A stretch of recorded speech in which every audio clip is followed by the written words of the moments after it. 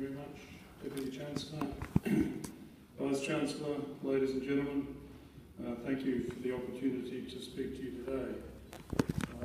I've probably participated in some 300 graduation ceremonies over the course of my life, a part of which you just heard about, which I could always interpret too as saying that you moved before they found out about you. But it's always a great pleasure to sit and see the happiness that our graduates and indeed their families show on days like this. So I'm always grateful for the opportunity to speak. Chancellor, I congratulate, or Deputy Chancellor, I congratulate you and the university, and of course particularly the staff of the university, for the commitment and effort that they've put into the students whose achievements we're celebrating today. But I'd also like to congratulate the families and friends of our graduates who have provided the commitment and support that many of them need, all of them need in many ways, to reach this point of achievement that we're celebrating today. It's fair to say that up here on platforms like this and in all the ceremonies that I've participated in over the years, it is strikingly important, strikingly clear how important the support of families and friends is to so many of the students whose achievements we celebrate. So we thank you too. And of course I congratulate the graduates. This is your day, the culmination of years of commitment and effort on your part. Some of you will have been studying full-time, some part-time, some will have come direct from school, and some through what we call mature age entry. Many of you will have worked to support yourselves and others, and some of you will be, like me, the first in your family to take a university degree. It may not have been easy, but you did it. So again, I say congratulations to you. Pause to enjoy the moment. You have earned it, and nobody can take it away from you. But you are now entering another phase of your lives. And as you start along that path, you can be confident. You will start this new phase with the value of a fine education behind you. That education will have taught you about a discipline like physics or chemistry or mathematics, and it will have taught you about areas like engineering and information sciences, medical and health sciences and others that are built using those and other disciplines. But that education will also have taught you how to think with rigorous regard to evidence and to distinguish evidence-based argument from belief.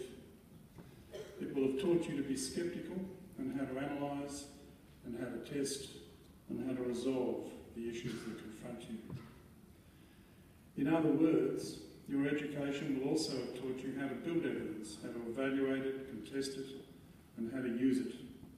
It will have given you confidence to ask questions and encouraged you in very many ways just to be plain, ordinary, curious. And those talents and skills and knowledge are yours at a time when the world needs them, probably more than it ever has before. Just think for a moment about the issues that confront Australia, or indeed confront humanity, or indeed that confront all living systems on this planet. I suggest to you that there are few, if any, that won't have an underpinning of scientific disciplines and their application somewhere close to the core of the response we develop as we seek to solve them, manage them, mitigate them, or adapt to them. Whether it's about the climate, whether it's about pandemics or food supplies, water supplies, or our health both as individuals and as populations, or our security both personal and institutional. Which of those will not involve you and the skills that you've acquired through your education? And we have to remember here that it won't be us alone in Australia. We might well work on local and regional issues that affect us directly, but along with colleagues from other countries, Australians will work on some of the big and confronting issues that we need as a humanity to confront. It will be international because it has to be. Pandemics don't respect national boundaries, nor does the climate and changes to the climate or changes to the environment, nor does rainfall, nor does our marine environment. We must bring the scientists of the world together to focus on some of these issues and help humanity survive, not just survive, but to prosper. Help living systems on this planet, not just to survive, but to prosper. Now, it's one advantage of an education in a fine Australian institution like this one. As we learn, and indeed as you learn, you do so with students from many other countries. There are a few Australians, of course, enrolled at this university, I'm sure, but there are also, as we heard at the beginning of this ceremony, there are graduates from 160 or so other countries who have passed through the education systems and research systems of this institution.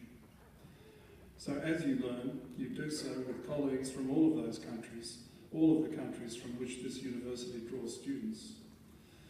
And as we do so, we just don't learn the principles and the practices of a particular scientific discipline or a particular area of education or research. We learn other things too. We learn how to deal with other cultures. We learn how to deal with different learning styles. We learn how to deal and cope with different people. And of course, we all learn about each other and people learn about us in Australia. But importantly too, we build friendships that endure, way, way, way beyond geography. Deep personal bonding that helps with the bridges as we sit down and really work out how, for example, the planet will provide food for 9 billion people when it can't now provide food for 7 billion people. And all as the climate changes, as the sea levels rise, ocean temperatures and salinity changes, as does the distribution of fish and other food stocks. So all up, science and its use and its application is critical to our future as a country and as a planet. You are all graduates, you are all in a unique, even privileged position. It might be well earned, it might well be hard earned, but it is privilege nevertheless. There are a great many people whose lot in life will be heavily influenced by how you use your privilege, the talents, the knowledge and the skills that come from your education. So I ask you to use the privileges wisely, but I also ask you to use them. Albert Einstein once said, and I quote, "Most people say that it's intellect that makes a good scientist. They are wrong," he said, and we might dispute him, but they are wrong, he said, it's character. So remember always that individuals can make a difference. They can make a difference when they try and when they persevere. Sometimes against the odds, but always when their value set, their principles, simply won't let them stop because they know that they have to continue in order to make a change, in order to make a difference, in order to try to make the world a better place.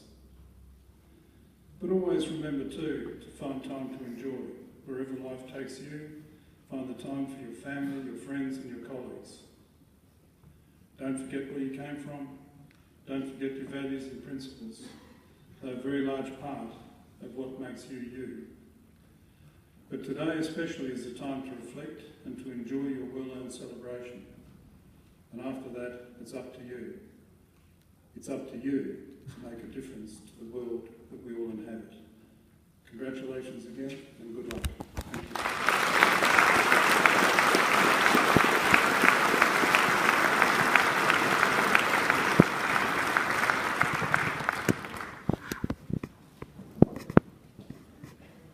Dr. Sheridan Go graduated this afternoon with a Doctor of Philosophy.